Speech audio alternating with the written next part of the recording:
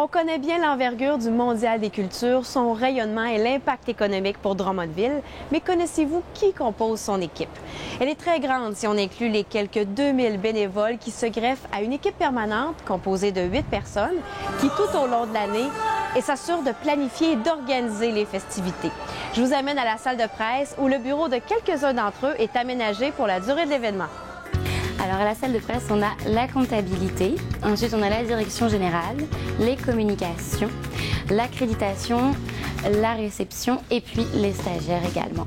En fait, il faut vraiment que la salle de presse du Mondial des Cultures soit située près du site parce qu'on aime la proximité avec nos festivaliers. Ils peuvent venir frapper à notre porte, on peut répondre à leurs questions.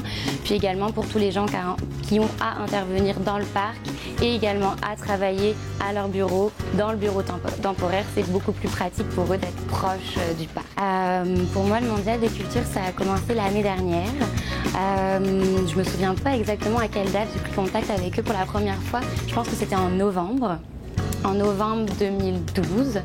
Le premier contact que j'ai eu était avec Yves Parenteau, le responsable administratif.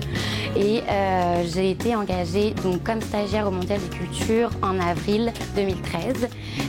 Je suis arrivée le 4 avril exactement, je m'en souviens parce que j'ai eu des gros problèmes d'avion pour arriver.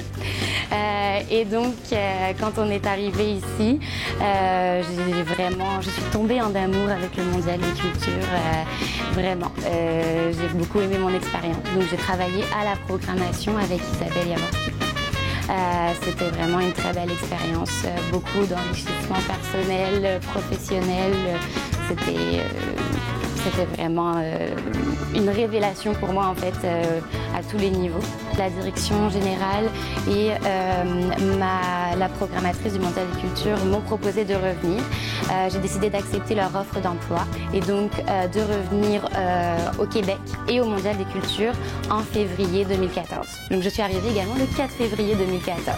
Je m'en souviens parce que j'ai également eu des problèmes d'avion. Je suis très malchanceuse avec les avions. Et donc voilà, je suis arrivée ici en février. J'ai connu l'hiver québécois. C'est pas facile. C'est vraiment pas facile. Et ensuite, j'ai enchaîné avec l'été, le Mondial des Cultures en tant qu'adjointe à la programmation. Pourquoi j'aime travailler au Mondial des Cultures et pourquoi j'aime travailler à la programmation, c'est avant tout pour le contact avec les gens. C'est vraiment ce qui m'anime. J'aime rencontrer des gens de tous les horizons. Je me suis entre autres occupée cette année des artistes internationaux qu'on accueille. J'étais donc en contact avec tous les directeurs des groupes. Donc c'est vraiment très enrichissant de rencontrer des personnes qui viennent du monde entier. Et pour ce qui est des artistes locaux ou des artistes à contrat, comme on les appelle à l'interne, c'est vraiment encore, c'est pareil, une grande richesse de rencontres, de parler avec des gens du milieu artistique. Encore une fois, ça m'enrichit professionnellement et personnellement. Pour moi, le Québec est... pour moi, la plus grande découverte au Québec, c'est avant tout une découverte culinaire qui est la poutine. Faut pas l'oublier. Quand je suis arrivée en 2013, j'avais horreur de ça. Je ne pouvais pas en manger une seule. Et aujourd'hui, on est arrivé en juillet 2014 et je ne peux plus m'en passer.